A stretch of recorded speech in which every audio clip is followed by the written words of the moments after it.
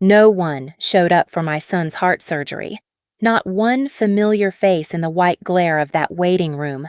The clock struck 6, the doors swallowed him, and I sat surrounded by strangers holding hands that weren't mine to hold.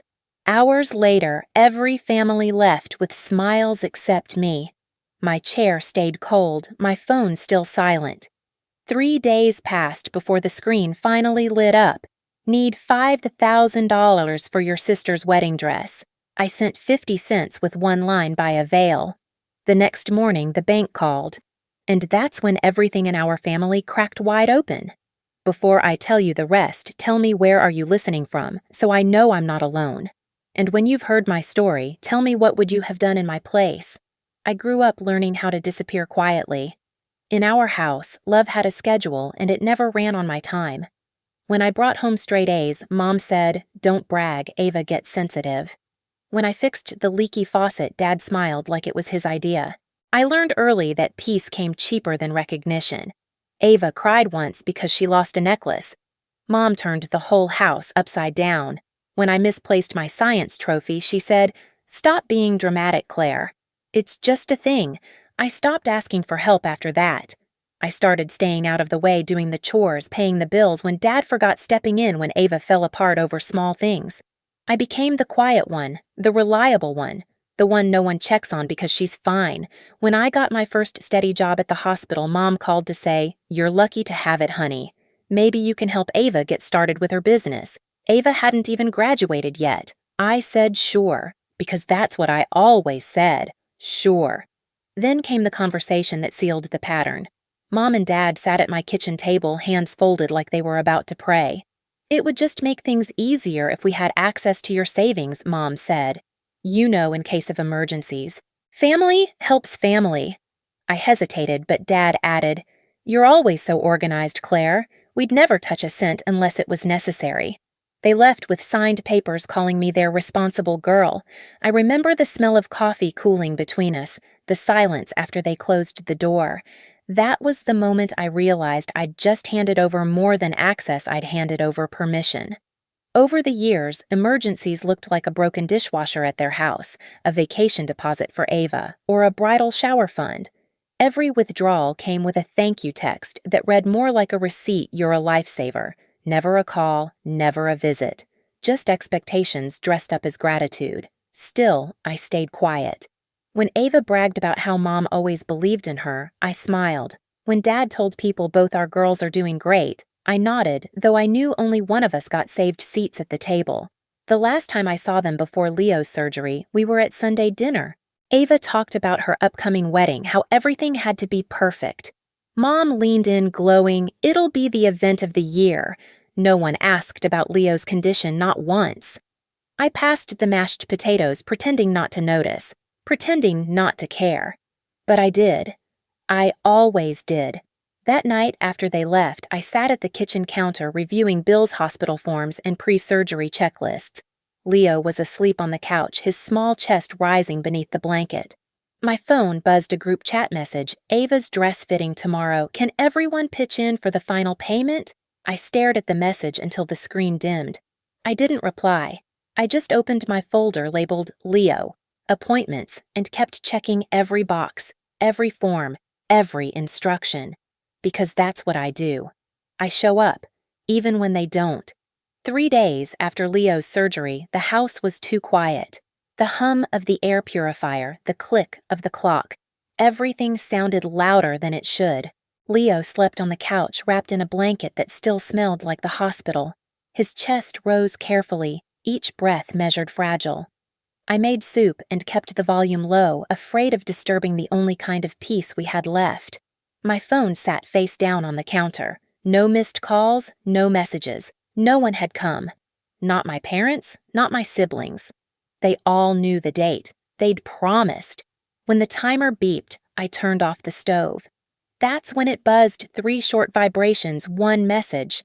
I almost smiled, thinking maybe it was a check-in. I wiped my hands and picked it up. "Mom, need $5,000 for your sister's wedding dress. Everyone's contributing by Friday." The steam from the pot fogged my glasses. I read it again slower this time, as if the words might change. They didn't. There was no, "How's Leo?" No, how are you holding up just numbers? A deadline. I stood there, spoon in hand, soup cooling on the stove. In the other room, Leo coughed in his sleep. I didn't answer. I didn't throw the phone either. I just set it down and stared at it until the screen dimmed. The reflection of the kitchen light hovered where my face should have been. Later, I scrolled through old messages looking for something, anything that might prove they'd once cared. There wasn't much, mostly logistics, venues, photos of Ava in white. For years, I'd told myself that silence from family wasn't rejection, just noise management, that maybe being overlooked was safer than being resented. But standing in that kitchen, the truth settled cold in my chest. It wasn't that they forgot. It was that they chose not to remember. I poured the soup into a bowl, placed it on the counter, and turned off the lights. The house fell dark except for the faint glow from Leo's room. That's when I knew the next message I'd send would end this pattern for good. I didn't reply to my mother's message. I just stared at it until the glow faded and the screen went black. Then I turned the phone over screen down like burying something. Leo slept soundly that night for the first time since the surgery. The quiet wasn't comfort. It was space wide enough for me to think without interruption. I sat at the kitchen counter, a single lamp cutting through the dark, the light pooling over Bill's receipts and hospital discharge papers. All the things I had kept organized because no one else ever did. I opened my banking app. The balance blinked up at me, my emergency fund, the same one I'd built over years of late-night overtime side projects, canceled vacations, the same one my parents had access to for emergencies. That word emergency had meant something different to them. Broken dishwasher emergency, Ava's rehearsal dinner deposit emergency, Leo's open heart surgery. Not even a mention. I scrolled through past transfers, each one a quiet record of my compliance. $200, $500, $1,000. Little pieces of myself signed away under the illusion of family duty. I tapped the transfer icon and entered $0, $50. In the note field, I typed "by avail." Then I hit send. The confirmation sound was soft, like a tiny bell. I exhaled through my nose and turned the phone off. There was no satisfaction yet, only stillness. The next morning, the house filled with the scent of toast and coffee. Leo sat at the table sketching rockets on the back of an envelope. "Can we visit Grandma after I get better?" he asked. "Not right now, sweetheart," I said. My voice was calm even. "They're busy with wedding stuff." He nodded, accepting it more easily than I ever had. When he left for his follow-up appointment with the nurse that afternoon, I opened my laptop. The login screen glowed pale blue. I typed my password and went straight to account management. The cursor blinked, waiting. Remove joint access. Click. Confirm removal for Linda Whitman. Click. Confirm removal for Gerald Whitman. Click. Each action had a sound, an echo of paper being torn cleanly from a binder. Then, change password. Enable two-step verification. Save confirmation email to folder statements. The printer hummed as I printed the confirmation page. I folded it in half and slid it into a manila folder labeled Access Removed. A new tab in my life filed and sealed. By noon, the house was filled with the rhythmic clicks of my keyboard, the hum of the refrigerator, the low buzz of the printer. No music, no voices, just the sound of systems being rebuilt. At 2:10 p.m., my doorbell rang. I knew that knock, impatient, loud, familiar. Caleb. When I opened the door, he stood with his hands shoved into his jacket pockets, eyes darting anywhere but mine. "Mom's upset," he said. "She says you froze her account." "It's my account," I said quietly. He frowned. "She said it was family money." "It's not. Every dollar in there came from me. She said I promised to help in emergencies." I let the pause sit. Leo's surgery was an emergency. They didn't show up. That promise expired. Caleb shifted, guilt flickering in his expression. "You could have told us how serious it was." "I did." I met his eyes. "You just didn't want to hear it." For a second, the old habit rose to explain, to soften, to make him comfortable. "I didn't." He sighed. "Mom said you sent her 50 cents. "I did." He blinked. "Why?" "Because that's exactly what her concern was worth." He didn't argue. He just looked at me the way someone looks at a stranger they used to know. Then he left. When the door clicked shut, I leaned against it and exhaled. My pulse was steady. My hands didn't shake. For the first time, my silence didn't feel like surrender. It felt like structure. That evening, I sat beside Leo as he drew more rockets. The TV was muted, the room bathed in gold from the setting sun. My phone buzzed on the counter calls from unknown numbers one after another. I didn't answer. Instead, I opened my email. A message from the bank access changes confirmed. All previous authorizations have been revoked. I read it twice, then a third time. Not because I doubted it, but because I wanted to remember this feeling, the precise, quiet moment when control returned. I printed the email, slipped it into the folder, and labeled it proof. After dinner, I tucked Leo into bed.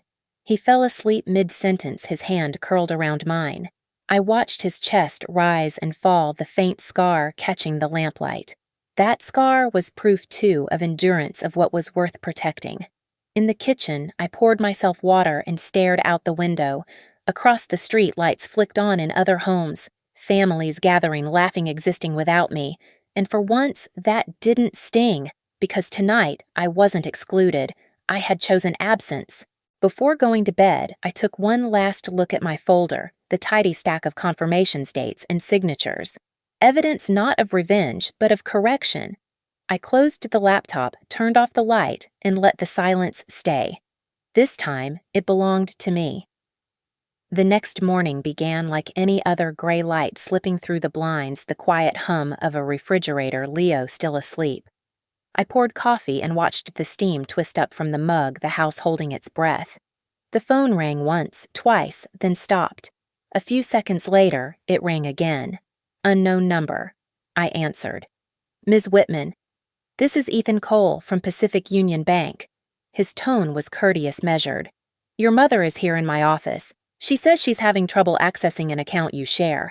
I stared at the wall at a crack running up from the baseboard. There's no shared account, I said evenly. She was an authorized user. That access has been revoked.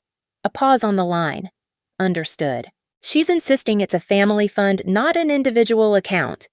It's my savings, I replied. Every deposit came from my paychecks. There's nothing to dispute. Through the receiver, I could hear muffled voices, my mother's pitch rising sharp, desperate. Tell her she can't just take our money. Tell her. Mr. Cole's voice stayed calm. Would you like me to explain the policy to her? Yes, I said, and please note the time of this call for your records. He hesitated as if realizing something larger was unfolding, then said, Of course. The line went silent. Then a soft click. I set the phone down. The clock on the wall ticked once, twice, loud enough to sound like applause in an empty theater. An hour later, someone pounded on the door. Hard. I didn't move. The knocks came again, then a familiar voice shouting through the wood. Claire. You can't do this, Mom's in tears, Ava. I opened the door just enough for her voice to meet mine. You skipped my son's surgery for cake tastings, I said. Don't lecture me about tears. Her face twisted. That's not fair. No, I said it isn't. She pushed forward, but the chain lock held. You think freezing Mom's access fixes anything? You've humiliated her? She humiliated herself, I said quietly. All I did was log out. For a second, neither of us spoke. Her eyes darted behind me to the stack of papers on the table, the tidy folders labeled in blue ink. Evidence of a woman who'd stopped asking for permission. You're destroying this family, Ava whispered. No, I said, voice steady. I'm just not funding it anymore. She left without slamming the door, which somehow felt louder. By noon, the calls slowed. By 2, they stopped. I sat with the stillness sipping coffee that had gone cold, the mug heavy in my hands. Through the window, the world carried on traffic lights, changing people crossing streets, none of them knowing that a quiet war had ended in my kitchen. Later that evening, an email arrived from the bank. Account audit complete. All external access permanently closed. Confirmation attached. I downloaded the PDF and printed it. The sound of the printer spooling was soft, rhythmic. Final. Leo woke and padded into the kitchen, hair messy, pajamas wrinkled. Mom, he said, can we make pancakes tomorrow? Of course, I said, smoothing his hair. He smiled and went back to bed. The house went silent again, but this time the quiet wasn't empty, it was earned. I slid the printed confirmation into the folder marked proof and locked it in the drawer. A small act of ceremony, unspoken but complete. Outside, the last light faded. The blinds cast thin shadows across the table where my phone used to buzz endlessly. Now it just lay there, face down, motionless. I closed my eyes and listened to nothing. The kind of nothing that meant everything had finally stopped moving. 2 months passed. The days found their rhythm again. School drop-offs, grocery lists, small talks with neighbors who didn't know anything about the storm that had come and gone. Leo healed faster than I expected. The scar on his chest had turned from red to pale pink, a thin line catching the light when he lifted his shirt to show me how strong he'd gotten. We lived slower now. Mornings smelled like pancakes and coffee instead of antiseptic and worry. I'd stopped checking my phone for messages that never came. The silence that once scraped raw had softened into something like calm. One evening near dusk, the doorbell rang. A delivery envelope sat on the doormat, no return address, just my name in my father's handwriting. Inside was a check for $5,000 and a letter folded once neatly. Claire, it read, we were wrong. The wedding wasn't an emergency. Leo's surgery was. We chose wrong and we hurt you both. This check isn't for you to cash. It's to remind you of the value we forgot. I don't expect forgiveness only for you to know that I finally understand. I read it twice, then laid the check on the counter beside the cooling kettle. The paper fluttered in the air from the open window, a faint sound like breathing. Leo came into the kitchen barefoot, clutching his favorite blanket. Mom, who's it from Grandpa? I said. He wrote to say he's sorry. Leo frowned. Does that mean we have to see them? No, I said softly. It just means they're learning. We don't have to open the door until we're ready. He nodded satisfied and wandered back to the living room. The sun was sinking the apartment, glowing in soft gold. I folded the letter and slipped it into my folder right behind the bank confirmation. Proof of 2 things: what was taken and what was finally mine again. Through the window, I could see our reflections on the glass, 2 shapes side by side, steady and unbroken. I didn't cash the check. I just let the silence keep it. Family isn't a debt to keep paying. It's a choice to keep or to let go. I used to think peace meant fixing everything that broke between us. Now I know peace is what's left when you stop explaining yourself, and the silence finally sounds like home. If this story hit close to home, stay till the next one. Some wounds don't need revenge, they need release. Tell me where you're watching from and what peace looks like to you. Because maybe somewhere out there someone's learning that silence can be the loudest answer of all.